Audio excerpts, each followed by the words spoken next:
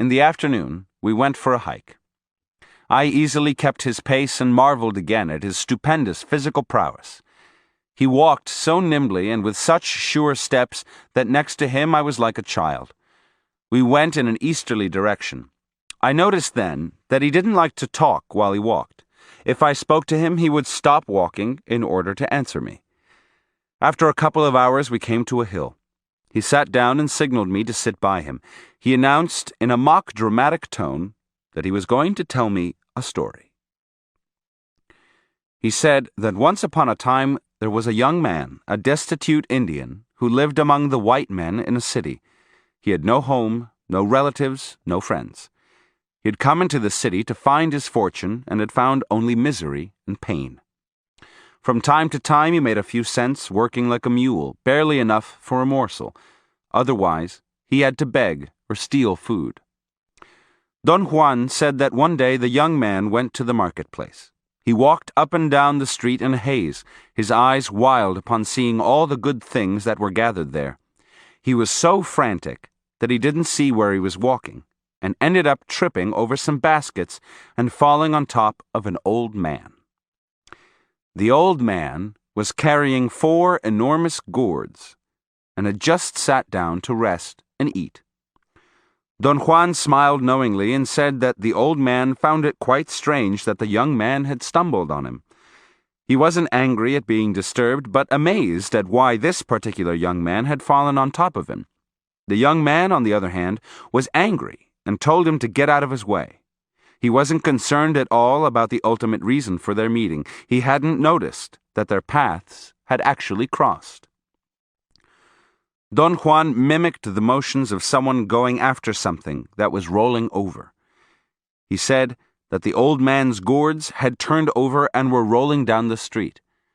When the young man saw the gourds, he thought he had found his food for the day. He helped the old man up and insisted on helping him carry the heavy gourds. The old man told him that he was on his way to his home in the mountains, and the young man insisted on going with him, at least part of the way.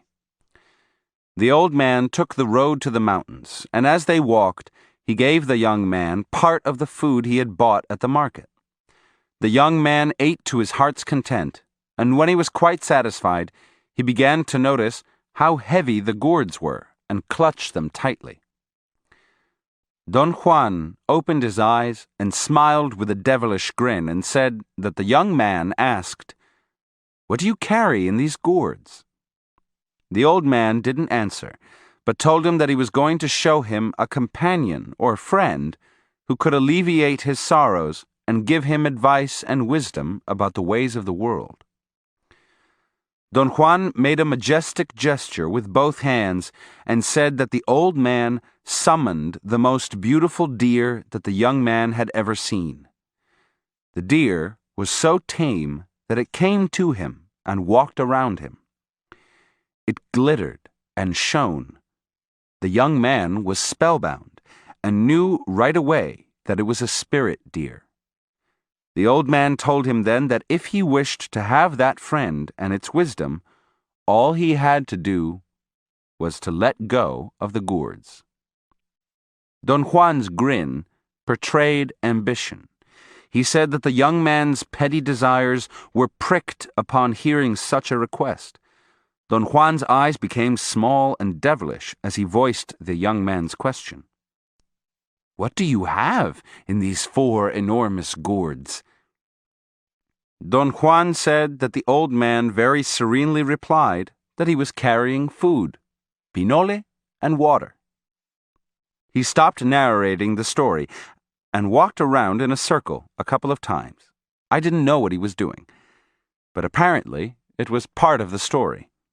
The circle seemed to portray the deliberations of the young man. Don Juan said that, of course, the young man hadn't believed a word.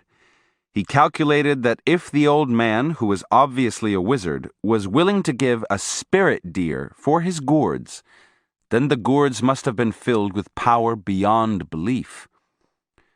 Don Juan contorted his face again into a devilish grin and said that the young man declared that he wanted to have the gourds. There was a long pause, that seemed to mark the end of the story. Don Juan remained quiet, yet I was sure he wanted me to ask about it, and I did.